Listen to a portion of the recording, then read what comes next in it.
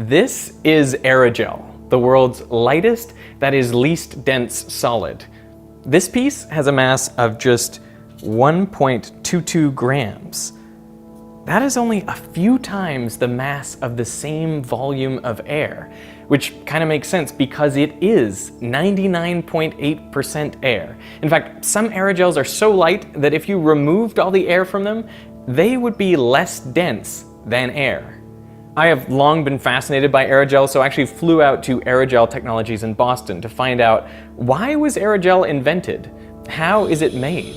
Why is it such a good thermal insulator? And what is it used for?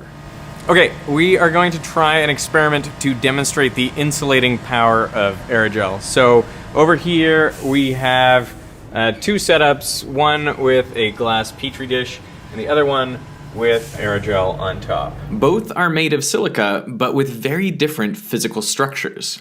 We're gonna see how long it takes to melt these chocolate bunnies with a Bunsen burner.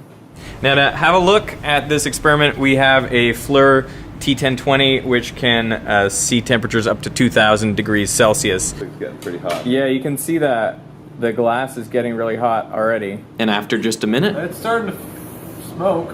Oh, okay. It's definitely melting and smoking. Oh yeah, here we go. I would say that that's a phase change. We've got a liquid chocolate situation. We have some smoking bunny. Over here, the bunny is actually sort of melting over, and look, it's sort of tilting to the side. Alright, I think we're gonna call that a melt. What is that? Oh! On cue, on cue. I would say that that's a material film. Not only did the bunny melt quickly, the petri dish cracked under the thermal expansion. You wanna pop it in? So now let's try the aerogel. Alright. So how was aerogel invented? Back in 1931, a guy named Professor Samuel Kistler had a bet with his colleague, Charles Learned. Now the bet revolved around jellies, like peanut butter and jelly jellies. Now the thing about jellies is they are actually a combination of liquids and solids. I mean, they're mostly liquid, but it's embedded within this 3D solid structure. So if you think of a gel like Jell-O, has a skeleton with nano-sized pores that gives it its rigidity, and then that's about 1% of the gel. So the bet was this: could you remove the liquid from the jelly without affecting the solid structure?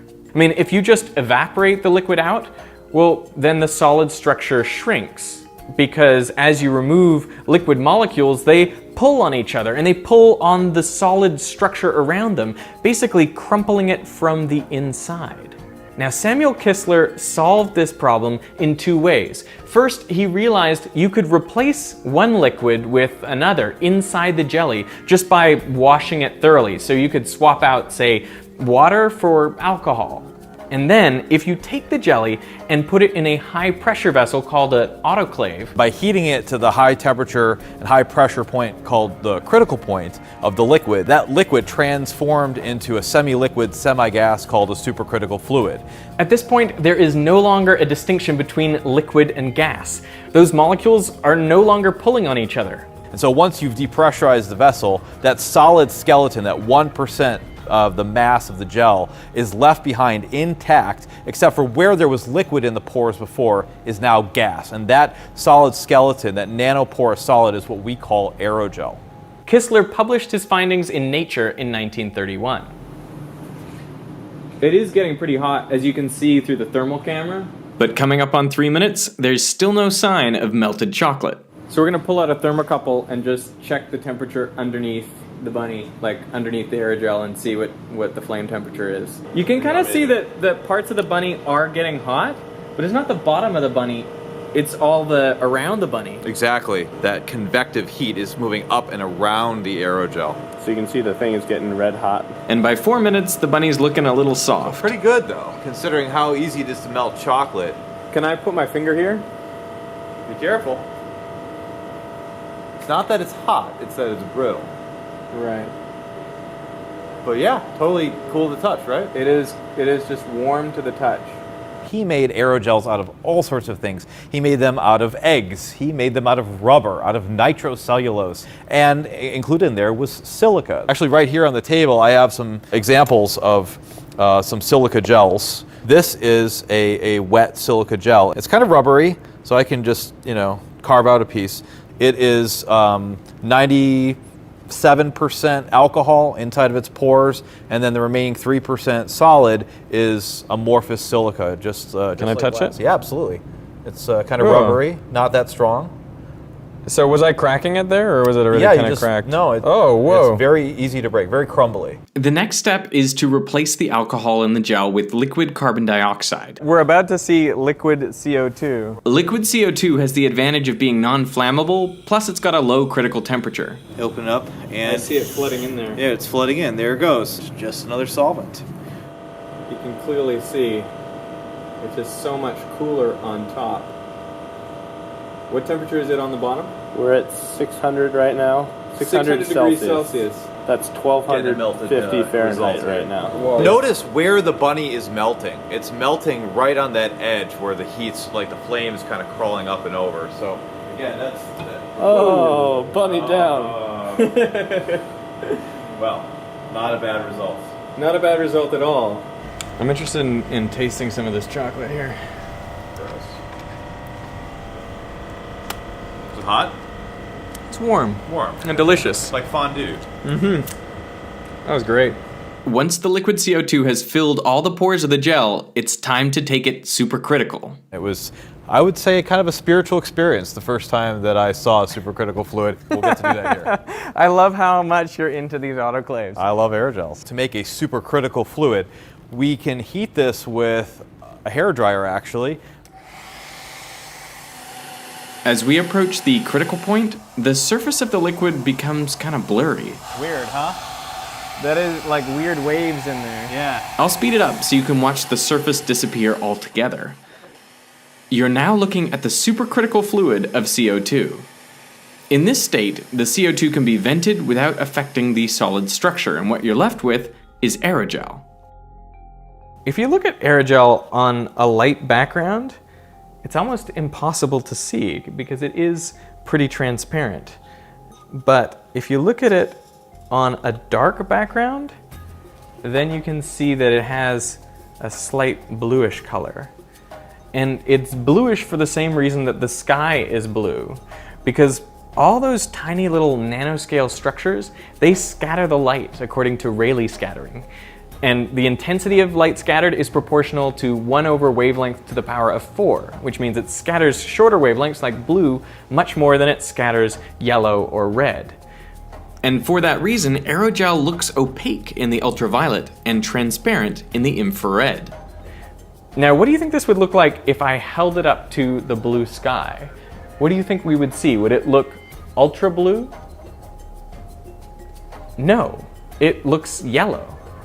And that's because the aerogel is actually scattering out that blue light, and so what passes through and makes it to our eyes is the longer wavelengths like the yellows and oranges.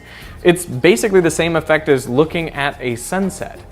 When you see the yellows and oranges of a sunset, it's because the blue light has already been scattered out by the atmosphere the light had to pass through before it reached your eyes.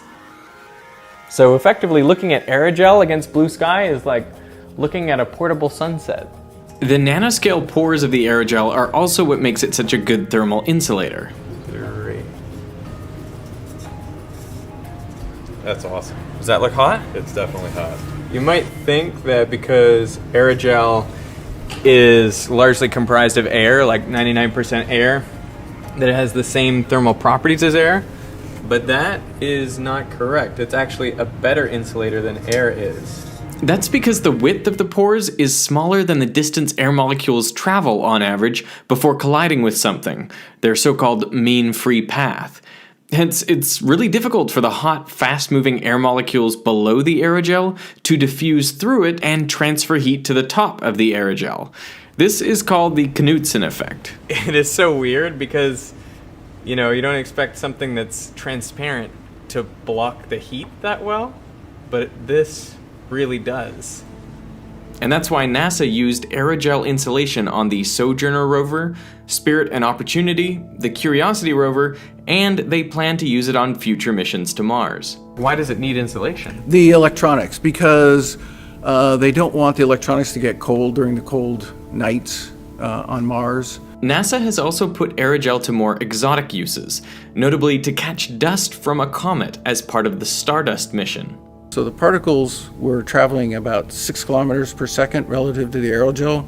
So when they hit the aerogel, because the aerogel's a very low density material, very, very porous material, the particles actually enter the aerogel, and as they travel through the aerogel, they basically break apart the network that makes up the aerogel, and they lose energy in the process and eventually come to a stop. This is good for capturing particles because if a particle like that were to hit a solid surface, then it just stops, immediately And just vaporize. and vaporizes. So, should we expect to see aerogel in our everyday lives anytime soon? One of my running jokes is when they build skyscrapers in Antarctica, they'll use aerogel as thermal insulation.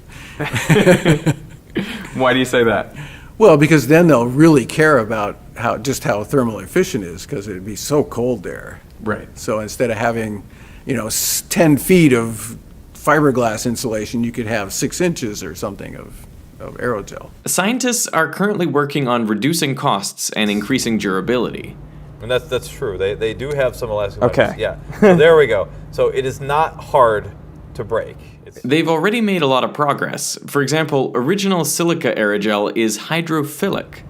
There we go. Now this is a hydrophilic aerogel, So once we've done this, is that piece of aerogel ruined now? pretty much. But there are ways to make it waterproof.